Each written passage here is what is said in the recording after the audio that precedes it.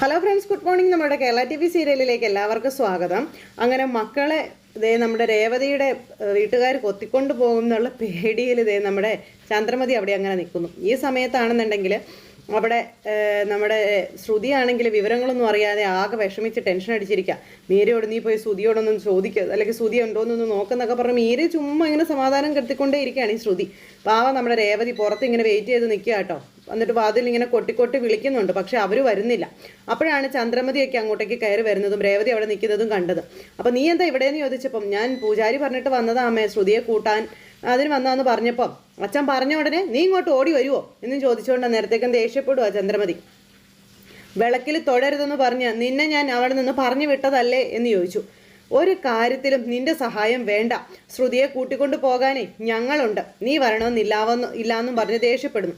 അമ്മേ, അച്ഛൻ പറഞ്ഞു ഞാൻ വന്നു അത്രേ ഉള്ളൂ എന്ന് പറഞ്ഞപ്പം നല്ലത് നടക്കുന്നിടത്ത് നിന്റെ നിഴല് പോലും കാണരുത്, പറഞ്ഞേക്കാം അതൊക്കെ പറഞ്ഞ് പുറത്ത് ശബ്ദം ഉണ്ടാവുക. അപ്പം ശ്രുതി കല്യാണ സാരി ഉടുത്ത് ഒരുങ്ങി ഇറങ്ങി വരുന്നത് കണ്ട് കുശുമ്പെടുക്കാനല്ലേടി നീ, അല്ലെങ്കിൽ നിന്റെ കണ്ണേറ് തട്ടിക്കാനല്ലേടി നീ ഇവിടെ നിൽക്കുന്നതെന്നൊക്കെ രേവതിയോട് ചോദിക്കുക. അപ്പം ഇതൊക്കെ ശ്രുതി അകത്തു നിന്ന് കേൾക്കുക കേട്ടോ. പുറത്ത് വലിയ സംസാരമാണെന്ന് മനസ്സിലായി. മണ്ഡപത്തിലേക്ക് പോകാനായിട്ട് എൻ്റെ മോളെ ഇറങ്ങുക, മുറിയിൽ നിന്ന് ഇറങ്ങുമ്പോൾ തന്നെ ലക്ഷണം കെട്ട നിന്നെ കണ്ടാലേ ഐശ്വര്യക്കേടാ, അവിടുന്ന് പോകാനാ പറഞ്ഞതെന്നും പറഞ്ഞ് ഇറക്കി വിടാൻ നോക്കുന്നു. അപ്പം അമ്മയെന്നും പറഞ്ഞ് വിളിച്ച് നിൽക്കുന്നു നമ്മുടെ രേവതിയോട്. പറഞ്ഞത് കേട്ടില്ലേ, ദുർശകനായിട്ട് നിൽക്കാതെ പോകാനാ പറഞ്ഞതെന്നും പറഞ്ഞ് രേവതി അവിടെ നിന്ന് ഈ പെണ്ണുമ്പുള്ള ഓടിച്ചു വിടുക. കരഞ്ഞുകൊണ്ട് അത് അവിടെ നിന്ന് അങ്ങ് പോയി കേട്ടോ. നീ എന്തൊക്കെയാ ചന്ദ്ര ഈ പറയുന്നതെന്ന് ഭാമ ചോദിച്ചപ്പോൾ ഞാൻ ഇതല്ല ഇതിൻ്റെ അപ്പുറവും പറയും എന്നും പറഞ്ഞ് ശ്രുതി മോളെ ശ്രുതി എന്നും പറഞ്ഞ് വാതിലിൽ കൊട്ടുന്നു. അപ്പോഴേക്കും ശ്രുതിയോട് നിന്റെ അമ്മായിമ്മ വിളിക്കുന്നത് കേട്ടില്ലേ എന്ന് ചോദിച്ചുകൊണ്ട് മീര.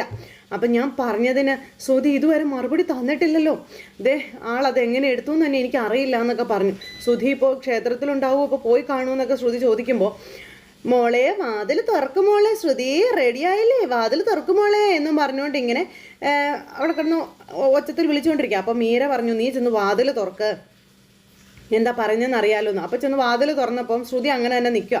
എന്താ ശ്രുതി നീ സാരി പോലും മാറ്റിയില്ലല്ലോ എന്ന് ചന്ദ്ര. അപ്പം മാറ്റാമെന്ന് പറഞ്ഞു. അപ്പം ഇത്രയും നേരം നീ ഇവിടെ എന്തെടുക്കുമായിരുന്നു എന്നൊക്കെ ചോദിച്ചപ്പം അത് പിന്നെ ഞാൻ പറഞ്ഞുകൊണ്ട് ഇങ്ങനെ നിൽക്കുക ശ്രുതി.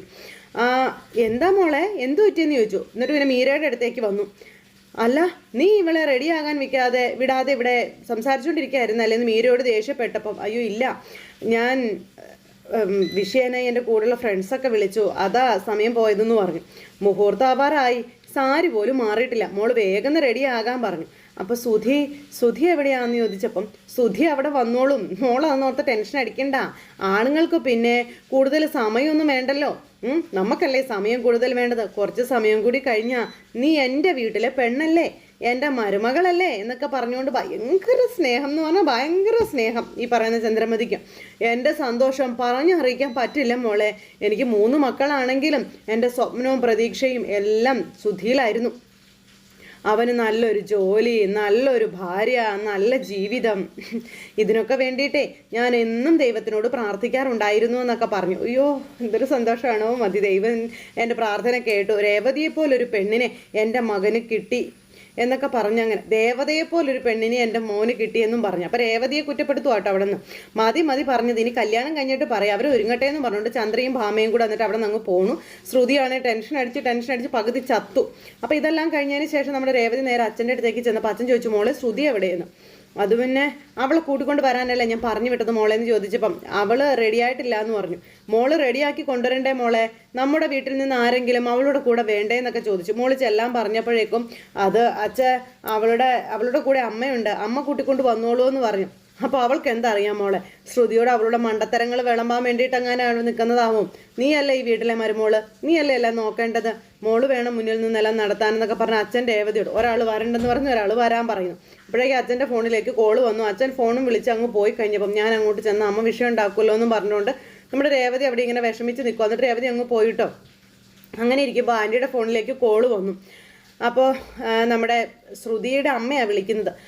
ഞാൻ ക്ഷേത്രത്തിലെ ആൻറ്റി, ഞാൻ പറഞ്ഞിരുന്നില്ല അദ്ദേഹത്തിൻ്റെ ചേട്ടൻ്റെ കല്യാണമാണെന്ന്. അപ്പോൾ കല്യാണ ഒരുക്കങ്ങളൊക്കെ എങ്ങനെ പോകണം മോളെന്ന് അമ്മ ചോദിക്കുക. അറിയാനുള്ള ആകാംക്ഷ കൊണ്ട് പാവം.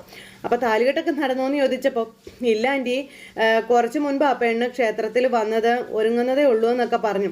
അവിടെ വേറെ പ്രശ്നങ്ങളൊന്നും ഇല്ലല്ലോ. പ്രശ്നമോ, എന്ത് പ്രശ്നം? അല്ല ആൻറ്റി ഇത് അങ്ങനെ ചോദിച്ചേ, ഇവിടെ പ്രശ്നമൊന്നും ഇല്ലല്ലോ. എന്താ ആൻറ്റി എന്തെങ്കിലും കുഴപ്പമുണ്ടോ എന്ന് ചോദിച്ചപ്പോൾ ഒന്നുമില്ല, ഇപ്പോൾ ആദ്യത്തെ ഒരു കല്യാണം ഇങ്ങനെ പോയത് പറഞ്ഞതല്ലേ, അതുകൊണ്ട് ചോദിച്ചതാണെന്ന് പറഞ്ഞു. ഇപ്പോൾ ഇവിടെ ഒരു പ്രശ്നമില്ല ആൻറ്റി. അല്ല ആൻറ്റി കല്യാണത്തിന് വരണമായിരുന്നു, ഞാൻ വിളിച്ചതായിരുന്നല്ലോ എന്നിങ്ങനെ പറഞ്ഞപ്പോൾ എനിക്ക് വരണമെന്നൊക്കെ ഉണ്ടായിരുന്നു, പക്ഷേ വരരുതെന്ന് പറഞ്ഞെടുത്ത് എങ്ങനെയാ ഞാൻ വരരുതെന്ന് പറഞ്ഞോ? ആര് പറഞ്ഞു? അയ്യോ അല്ല, ആദിക്ക് ഇന്ന് സ്കൂളുണ്ടല്ലോ, കല്യാണത്തിന് പോകരുതെന്ന് എൻ്റെ മോള് പറഞ്ഞ് അതാ വരാതിരുന്നതെന്ന് ഇങ്ങനെ പറഞ്ഞു. അപ്പോൾ അതുകൊണ്ടാണോ മോള് കല്യാണി അല്ല കല്യാണ പെണ്ണിൻ്റെ അടുത്താണോ അല്ല നീ ഉള്ളതെന്നൊക്കെ ചോദിച്ചു. അമ്മയുടെ കയ്യിൽ നിന്ന് മുഴുവനും പോവുക. അപ്പോൾ കല്യാണം കഴിയുന്നത് വരെ നീ അവളുടെ കൂടെ തന്നെ നിൽക്കും മോളെ എന്നൊക്കെ പറഞ്ഞപ്പം എന്താ ആൻറ്റി എന്ന് ചോദിച്ചു. അല്ല അവൾക്ക് ആരും ഇല്ല എന്ന് മോൾ എന്നോട് പറഞ്ഞിരുന്നില്ലേ എന്നൊക്കെ ചോദിക്കുക. അതെ, അവളുടെ അച്ഛൻ മലേഷ്യയിലാണ്, അമ്മ മരിച്ചു പോയി എന്നൊക്കെ പറഞ്ഞപ്പോഴേക്ക് ഈ അമ്മ തകർന്നു പോയിട്ടോ. അമ്മ മരിച്ചു പോയെന്നൊക്കെ അവൾ പറഞ്ഞേക്കണേന്ന് അമ്മ ഇപ്പോഴാണ് അറിയുന്നത്. അങ്ങനെ പലതും ആ അമ്മ അറിഞ്ഞ് ചങ്ക് പൊട്ടി ഇങ്ങനെ നിൽക്കുന്നു. എന്നിട്ട് പിന്നെ രേവതിയെ വിളിച്ച് കാര്യങ്ങളെല്ലാം അവതരിപ്പിച്ച് സംസാരിച്ച് കല്യാണത്തിൻ്റെ കാര്യമെല്ലാം പറഞ്ഞ് ഫോൺ അങ്ങ് കട്ട് ചെയ്തു. അങ്ങനെ ആ അമ്മയെ പറഞ്ഞ് സമാധാനിപ്പിച്ച് അപ്പോൾ കല്യാണ ഫോട്ടോ ഒക്കെ ഞാൻ അയച്ചു തരാം തുടങ്ങിയ കാര്യങ്ങളെല്ലാം പറഞ്ഞ് അങ്ങനെ ഫോൺ കട്ട് ചെയ്തു. ഇത് കഴിഞ്ഞപ്പോൾ നമ്മുടെ ചേട്ടൻ സച്ചിയുടെ വണ്ടിക്കകത്തിരുന്ന് സംസാരം ഒന്ന് പെട്ടെന്ന് ചെയ്യുക. വേണ്ട അതൊന്നും ചെയ്യണ്ട, അവളെ കയ്യിലേക്ക് കിട്ടണം, ആ ലോഡ്ജ് വേണ്ട, അവിടെ വെച്ചല്ലേടാ അന്ന് പ്രശ്നം ഉണ്ടായത്, ആ ലോഡ്ജ് മതി, ശരി എന്നൊക്കെ പറഞ്ഞോണ്ട് ഇവൻ ലോഡ്ജിൻ്റെ പേരൊക്കെ പറഞ്ഞ് ഇങ്ങനെ ഭയങ്കര സ്വപ്നം കാണലാട്ടോ. സച്ചി ഇതൊക്കെ കേൾക്കുന്നു. അവളെയും കൂട്ടി ഞാൻ വരുവടാ, നീ അവിടെ വെയിറ്റ് ചെയ്യുക എന്നും പറഞ്ഞുകൊണ്ട് ഇവൻ നിന്ന് ഭയങ്കര ചിരി ഏതും പുറത്തെ സച്ചിയുടെ മുന്നിലേ. അതും പെണ്ണാരാണെന്നോ എന്താണെന്നോ ഒന്നും അറിയില്ല, പക്ഷെ ഒരു പെണ്ണിൻ്റെ ജീവിതം തകർക്കാനാണെന്നുള്ളത് സച്ചിക്ക് മനസ്സിലായി. അപ്പോഴേക്കും നമ്മുടെ ശ്രുതി അവിടെ ഒരുങ്ങി ഇങ്ങനെ നിൽക്കുന്നു. അപ്പോൾ ഈ കല്യാണം നടക്കുമെന്ന് എനിക്ക് സംശയമാണ് എന്നൊക്കെ പറഞ്ഞു ശ്രുതി ഇങ്ങനെ പറയുന്നു മീരയോട്. അപ്പോൾ നീ ഇങ്ങനെ ടെൻഷൻ ആവാതെ എന്നും പറഞ്ഞു കൂട്ടുകാരി സമാധാനിപ്പിക്കുന്നു. നീ ശ്രുതിയോട് സത്യം പറഞ്ഞു, എന്നിട്ടും ശ്രുതിയുടെ അമ്മ വന്ന് എപ്പോഴത്തെയും പോലെ നിന്നോട് സംസാരിച്ചു. അതിൻ്റെ അർത്ഥം എന്താ? അവൻ ഒന്നും പറഞ്ഞിട്ടില്ല എന്നുള്ളതല്ലേ? അപ്പോൾ സംസാരിച്ചിരുന്നെങ്കിലേ അവരെ ഇങ്ങനെയൊന്നും ആയിരുന്നില്ല നിന്നോട് പെരുമാറുക. ഇതൊക്കെ പറഞ്ഞ് അങ്ങനെ കൂട്ടുകാരി ശ്രുതിയെ സമാധാനിപ്പിക്കാം. അങ്ങനെ എല്ലാവരുടെയും കണ്ണിലൂടെ നമ്മുടെ ശ്രുതി അങ്ങോട്ടേക്ക് ചെല്ലുന്നു. അപ്പോൾ കല്യാണപ്പെണ്ണ് ഇങ്ങനെ അവിടെ നിൽക്കുന്നു. ഈ സമയത്ത് ശ്രുതി അവിടെ ഇങ്ങനെ അങ്ങോട്ടും ഇങ്ങോട്ടും നടക്കുന്നു. അപ്പോൾ ഇതെല്ലാം കണ്ടപ്പോഴേക്കും നമ്മുടെ ശ്രുതിക്ക് ടെൻഷനായി. മീരതേ ശ്രുതി അവിടെ നിൽപ്പുണ്ടല്ലോ, ശ്രുത വിവാഹ വേഷത്തിൽ ഒരുങ്ങി നിൽക്കുക, അപ്പോൾ കാര്യങ്ങൾക്കൊന്നും കുഴപ്പമില്ലെന്നാണ് തോന്നുന്നത്. ഇതൊക്കെ പറഞ്ഞ് അങ്ങനെ നമ്മുടെ മീര നമ്മുടെ ശ്രുതിയെ സമാധാനിപ്പിക്കുക കേട്ടോ. പക്ഷേ ശ്രുതിയുടെ മുഖഭാവമൊക്കെ കണ്ടപ്പോൾ ശ്രുതിക്ക് ഒരു ടെൻഷൻ. അപ്പോൾ എനിക്ക് ശ്രുതിയായിട്ട് സംസാരിക്കണം, ശ്രുതിയുടെ മനസ്സിൽ എന്താണുള്ളതെന്ന് എനിക്ക് അറിയണം. ഇതൊക്കെ തർപ്പിച്ച് പറഞ്ഞതേ നമ്മുടെ ശ്രുതി നേരെ ശ്രുതിയുടെ അടുത്തേക്ക് പോകാനായിട്ട് തുടങ്ങുന്നു. അതും ആ ഒരു എന്താ പറയുന്നത്, ആ ഒരു വല്ലാത്തൊരു ഇത് മുഖഭാവത്തിലൂടെ ടെൻഷനാണെന്നുള്ള കാര്യം നമ്മുടെ ശ്രുതിക്ക് മനസ്സിലായി. അപ്പോൾ ശ്രുതി ഇങ്ങനെ നിൽക്കുന്നത് കണ്ടപ്പോൾ ശ്രുതിക്ക് സംസാരിച്ചേ പറ്റൂ.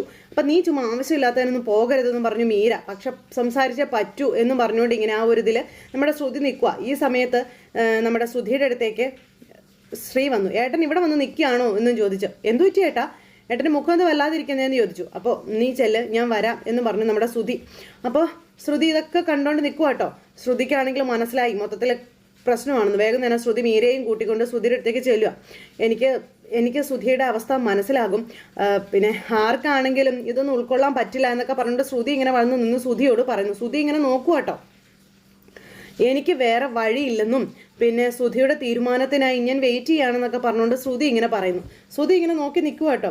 ശ്രുതി എന്ത് തീരുമാനം എടുത്താലും ഞാനത് ഉൾക്കൊണ്ടല്ലേ പറ്റൂ എന്നൊക്കെ ഇങ്ങനെ പറയുമ്പോൾ ശ്രുതി ഇങ്ങനെ ശ്രുതിയെ തന്നെ നോക്കുക കേട്ടോ. ഇവർക്കും ടെൻഷനായി, മീരയ്ക്കും ടെൻഷനായി. മറയ്ക്കുന്നത് തെറ്റാണെന്ന് കരുതിയാണ് ഞാൻ എല്ലാം തുറന്നു പറഞ്ഞത് എന്നൊക്കെ ഇങ്ങനെ പറയുമ്പോൾ നമ്മുടെ ശ്രുതി ആണെങ്കിൽ ഒന്നും മിണ്ടുന്നില്ലേ. ശ്രുതി അങ്ങോട്ടും തിരിഞ്ഞിങ്ങനെ നിൽക്കുന്നു. ശ്രുതി, ഞാനിപ്പോൾ എന്താ ചെയ്യേണ്ടത് എന്നിങ്ങനെ ചോദിക്കുന്നു. കല്യാണ മണ്ഡപത്തിലേക്ക് വരണോ അതോ ഞാൻ ഇവിടുന്ന് പോണോ? എവിടെ പോവാൻ? കല്യാണം കഴിഞ്ഞ ശേഷം നമ്മൾ ഒരുമിച്ചല്ലേ പോകുന്നത് എന്നിങ്ങനെ ശ്രുതി പറഞ്ഞു. അത് കേട്ട് കഴിഞ്ഞപ്പോഴത്തേക്കും ശ്രുതി, അപ്പോൾ ശ്രുതിക്ക് എന്നെ കല്യാണം കഴിക്കാൻ സമ്മതമാണോ എന്നിങ്ങനെ ചോദിച്ചപ്പം ഇതെന്തൊരു ചോദ്യമാണ്, ഞാനൊരു 1000 വട്ടം സമ്മതം മൂളിയതല്ലേ, അതുകൊണ്ടല്ലേ നമ്മുടെ കല്യാണം ഇപ്പോൾ നടക്കുന്നത് എന്നൊക്കെ ഇങ്ങനെ ശ്രുതി പറയുമ്പോഴും ശ്രുതിക്കൊന്നും മനസ്സിലാവുന്നില്ല കേട്ടോ. ശ്രുതി ഇങ്ങനെ നോക്കി നിൽക്കുവാണേ, ഇതെന്താ മാജിക്കാന്നോർത്ത്. എൻ്റെ ശ്രുതി, നിനക്കിതെന്താ പറ്റിയത്, നീ എന്താ ഇങ്ങനെയൊക്കെ സംസാരിക്കുന്നേ എന്ന് ചോദിച്ചു. നിനക്കെന്താ അമ്നീഷ്യ പിടിപെട്ടോ, ഒരു കാര്യവും ഓർമ്മയില്ലേ എന്നിങ്ങനെ ചോദിച്ചപ്പോൾ ശ്രുതി ഇങ്ങനെ നോക്കുക. അപ്പോൾ ഞാൻ നിന്നോട് ഫോണിൽ പറഞ്ഞതൊക്കെയോ, എന്തോ പ്രധാനപ്പെട്ട കാര്യം പറയാനുണ്ടെന്ന് ഫോണിൽ പറഞ്ഞിരുന്നല്ലോ, എനിക്കത് മുഴുവനായിട്ട് കേൾക്കാൻ പറ്റിയില്ല എന്ന് നമ്മുടെ ശ്രുതിയോട് പറഞ്ഞു. അപ്പം കേട്ടില്ലേ എന്ന് ശ്രുതി ചമ്മി പോയി ഇത്ര മെറുത്ത ടെൻഷൻ അടിച്ചതാ. അപ്പോൾ എന്താ ശ്രുതി, നിനക്ക് എന്താ പറ്റിയേ? അപ്പോൾ ഞാൻ പറഞ്ഞതൊന്നും ശ്രുതി കേട്ടില്ലേ എന്ന് ചോദിക്കുമ്പോൾ, അതെ, നമ്മൾ സംസാരിച്ചുകൊണ്ടിരിക്കുകയായിരുന്നല്ലോ ആ സമയത്തെ പെട്ടെന്ന് എൻ്റെ ഫോണ്, അപ്പോൾ അങ്ങനെ ഈ പറഞ്ഞിട്ട് ഇപ്പോൾ സംസാരിച്ചുകൊണ്ടിരുന്ന സമയത്ത് എൻ്റെ ഫോൺ കട്ടായിപ്പോയെന്ന് പറഞ്ഞുകൊണ്ട് ഇങ്ങനെ നിൽക്കുന്നു. അപ്പോഴേക്കും നമ്മുടെ അച്ഛൻ അങ്ങോട്ടേക്ക് വന്നതുകൊണ്ട് അത് കട്ടായിപ്പോയത്. നീ ഇവിടെ സ്വപ്നം കണ്ടുകൊണ്ട് അല്ലെങ്കിൽ ഫോൺ വിളിച്ചുകൊണ്ടിരിക്കുകയാണോ ഒരുങ്ങണ്ടേന്ന് ചോദിച്ചു. അപ്പം ഞാൻ റെഡിയായി വന്നോളാം, അച്ഛൻ ഈ ഫോണിൽ തരാൻ പറഞ്ഞു. എടാ, നീ ശ്രുതിയോട് തന്നെയല്ലേ ഫോണിൽ സംസാരിച്ചുകൊണ്ടിരുന്നതെന്ന് ചോദിച്ചപ്പം, എടാ കുറച്ച് നേരം കഴിഞ്ഞാൽ താലി കെട്ട് നടക്കും, അത് കഴിഞ്ഞ് നേരിട്ടോ ഫോണിലോ എത്ര വേണമെങ്കിലും നിനക്ക് സംസാരിച്ചു വയ്ക്കാലോ, എൻ്റെ പൊന്നുമോൻ പോയി റെഡിയാകാൻ പറഞ്ഞ് അച്ഛൻ വന്ന് ഫോണും മേടിച്ച് അങ്ങനെ പറഞ്ഞു വിടുന്നു. അപ്പോൾ പ്രധാനപ്പെട്ട കാര്യമൊക്കെ കല്യാണം കഴിഞ്ഞിട്ട് പറയാം, നീ ചെല്ലെന്ന് പറഞ്ഞ അച്ഛൻ ശ്രുതിയെ പറഞ്ഞു വിട്ടു. ഈ ഒരു കാര്യം നമ്മുടെ ശ്രുതി അറിയണം. അതിൻ്റെ വിഷമത്തിലാണ് ഞാൻ. ഫോൺ കയ്യിലില്ല എങ്കിൽ എനിക്ക് എന്തുപോലെ ഇരിക്കുമെന്നൊക്കെ പറയുവാണ് ശ്രുതിയോട്. അപ്പോൾ ഞാൻ ഫോണിൽ പറഞ്ഞതൊന്നും ശ്രുതി കേട്ടില്ലേ എന്ന് ചോദിച്ചപ്പം, ഇല്ല, അച്ഛൻ ഫോൺ മേടിച്ച് ബാഗിലിട്ടങ്ങ് കൊണ്ടുപോയി എന്നിങ്ങനെ പറഞ്ഞു. അത് കേട്ട് കഴിഞ്ഞപ്പോഴത്തേക്കും നമ്മുടെ ശ്രുതി വീണ്ടും ഞെട്ടി. ശ്രുതിക്ക് എന്താ പറയാനുള്ളത് അതിപ്പോൾ പറയാനായിട്ട് പറഞ്ഞു. അപ്പോഴേക്കും നമ്മുടെ ശ്രുതി, പറയാം ശ്രുതി എന്ന് പറഞ്ഞുകൊണ്ട് പറയാൻ ഇങ്ങനെ തുടങ്ങും കേട്ടോ. പറ, വിഷയം പറ, നീ എന്താ ഇങ്ങനെ? അത് പിന്നെ എനിക്ക് മുമ്പ് എന്നൊക്കെ പറഞ്ഞ് പറയാൻ തുടങ്ങുമ്പോൾ, മുമ്പ് പറ എന്ന് പറഞ്ഞു നിൽക്കുമ്പോൾ ശ്രുതി എന്ന് പറഞ്ഞ അച്ഛമ്മ അങ്ങോട്ടേക്ക് വന്നു. ശ്രുതിക്ക് പറയാനുള്ള അവസരം കിട്ടുന്നില്ല. മണ്ഡപത്തിലേക്ക് വരാതെ നിങ്ങൾ രണ്ടുപേരും കൂടി ഇവിടെ എന്തെടുക്കാമെന്ന് ചോദിച്ചു അച്ഛമ്മ. ഒന്നുമില്ല അച്ഛമ്മ, ഞങ്ങൾ സംസാരിക്കായിരുന്നു എന്ന് പറഞ്ഞു. സംസാരമൊക്കെ കേട്ട് കഴിഞ്ഞിട്ടാകാം, രണ്ടുപേരും വാ വാ എന്നും പറഞ്ഞുകൊണ്ട് അച്ഛമ്മ വിളിച്ചോണ്ട് പോണു. സത്യം പറയാൻ നിന്ന നമ്മുടെ ശ്രുതിക്ക് അച്ഛമ്മ ഒരു മുട്ടം പണി തന്നെയാണ് കൊടുത്തത്. അങ്ങനെ അവരെ രണ്ടുപേരെയും കൂടെ മണ്ഡപത്തിലേക്ക് കൊണ്ടുപോകാൻ തുടങ്ങുമ്പോഴേക്കും നമ്മുടെ ലക്ഷ്മി അങ്ങോട്ടേക്ക് വന്നു. ഇവരെ കണ്ടു. ആഹാ, മോള് മുമ്പത്തേക്കാൾ സുന്ദരി ആയിട്ടുണ്ടല്ലോ എന്നൊക്കെ ഇങ്ങനെ പറഞ്ഞു കേട്ടോ. ഈ സാരി മോൾക്ക് നന്നായിട്ട് ചേരുന്നുണ്ട് കേട്ടോ എന്ന് പറഞ്ഞു. അപ്പോൾ ശ്രുതിയുടെ അമ്മയുടെ സെലക്ഷൻ ആണെന്നും പറഞ്ഞുകൊണ്ട് നമ്മുടെ ശ്രുതി പറഞ്ഞു. അപ്പോൾ മോളെ ഈ കല്യാണ വേഷത്തിൽ കാണാൻ മോളുടെ അച്ഛൻ ആഗ്രഹം ഉണ്ടാകില്ലേ എന്ന് നമ്മുടെ ലക്ഷ്മി ഇങ്ങനെ ചോദിക്കാം. അപ്പോഴേക്കും ശ്രുതിയുടെ മുഖം മാറി. കല്യാണം ജീവിതത്തിൽ ഒരിക്കലല്ലേ നടക്കൂ, അച്ഛനും അമ്മയും ജീവിച്ചിരിപ്പുണ്ടെങ്കിൽ ആ സമയത്ത് അവർ കൂടെ വേണം തുടങ്ങിയ കാര്യങ്ങളൊക്കെ ഇങ്ങനെ പറയുന്നു. ശ്രുതി വീണ്ടും വീണ്ടും പെട്ടുപോകും കേട്ടോ. മോളുടെ അച്ഛനെ വിവാഹക്കാരെ അറിയിച്ചിട്ടില്ലെങ്കിൽ പിന്നെ ഇതോർത്ത് വിഷമിക്കേണ്ടി വരും കേട്ടോ എന്നൊക്കെ ഇങ്ങനെ പറഞ്ഞ് നമ്മുടെ ലക്ഷ്മി. അപ്പം നിന്റെ കല്യാണത്തിൽ പങ്കെടുക്കാൻ അയാൾക്ക് ആഗ്രഹം കാണും ശ്രുതി, നീ വിളിക്കാതിരുന്നത് തെറ്റായിപ്പോയെന്ന് പറഞ്ഞു. അച്ഛൻ ഇപ്പോൾ വിളിക്കും മോളെ, വീഡിയോ കോൾ എന്നൊക്കെ പറഞ്ഞു. നിന്നെ ഈ വേഷത്തിൽ അദ്ദേഹം ഒന്ന് കാണട്ടെ എന്ന് പറഞ്ഞു. അച്ഛൻ്റെ അനുഗ്രഹവും വാങ്ങാനൊക്കെ പറയുമ്പോൾ നമ്മുടെ ശ്രുതി പെട്ടു. ശ്രുതി അവിടെ നിന്ന് ഇങ്ങനെ കരയുവാണേ. അപ്പോഴേക്കും ഇവരെങ്ങനെ എന്താ എന്നുള്ള രീതിയിൽ ഇങ്ങനെ നോക്കുന്നു. അപ്പോൾ അങ്ങനെ ഇവർ നിൽക്കുന്നു, അതുപോലെ ശ്രുതി കരയുന്നു. ഇത് കണ്ട് നമ്മുടെ രേവതി അങ്ങോട്ടേക്ക് വന്നു. രേവതി വന്നപ്പം ശ്രുതി നീ ഇങ്ങനെ കരയില്ലേന്ന് പറഞ്ഞു. അപ്പോഴേക്ക് രേവതി എന്നിട്ട് എന്താ അമ്മേ, എന്താ അച്ഛമ്മയെ പറ്റി എന്താന്ന് ചോദിച്ചു. വരുന്നു പൂതന ചന്ദ്രമതി മരുമകള് കരയുന്നത് കാണുന്നു. ഇത് കണ്ടപ്പോഴേക്കും ചന്ദ്രമതി പറന്നു വരുവാണ്. ആൻറ്റി എന്നും പറഞ്ഞു ഓടി വന്ന് ആൻറ്റിയെ കെട്ടിപ്പിടിച്ച ശ്രുതിയുടെ അടുത്ത അഭിനയം. അപ്പം എന്തിനാ മോളെ നീ കരയണേന്ന് ചോദിച്ചു.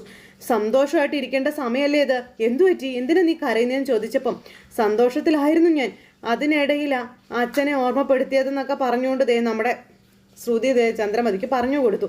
അച്ഛൻ്റെ അനുഗ്രഹം വാങ്ങിയാലേ കല്യാണം നടക്കുമെങ്കിൽ എനിക്ക് ഈ കല്യാണം വേണ്ട എന്നും പറഞ്ഞുകൊണ്ട് നമ്മുടെ ശ്രുതി പറയണം. അത് കേട്ട് കഴിഞ്ഞപ്പോഴേക്കും ഇവരെല്ലാവരും ഞെട്ടി. ഞാൻ പോയേക്കാം ആൻറ്റി എന്നും പറഞ്ഞു പറയുമ്പോൾ, പോകാനോ, അങ്ങനെയൊന്നും പറയാതെ എൻ്റെ മോളെ എന്ന് പറഞ്ഞുകൊണ്ട് ചന്ദ്രമതി. ശ്രുതി, ആരാ ഇവളുടെ അച്ഛനെ പറ്റി ഇപ്പോൾ ഇവിടെ പറഞ്ഞത്? അയ്യോ ഞാനല്ല അമ്മേ, ഇവരാ എന്ന് പറഞ്ഞുകൊണ്ട് അച്ഛമ്മയെയും അതുപോലെ നമ്മുടെ ലക്ഷ്മിയെയും ഒക്കെ കാണിച്ചു കൊടുക്കുന്നു. അത് കണ്ടു കഴിഞ്ഞപ്പോഴേക്കും പേടിച്ച് പറിച്ച് പാവങ്ങളെല്ലാം നിൽക്കുന്നിടത്ത് ഇന്നത്തെ കഥ അവസാനിച്ചു. അപ്പോൾ പുതുപുത്തൻ വിശേഷങ്ങളുമായി നമുക്ക് കാണാം. എല്ലാവർക്കും നന്ദി.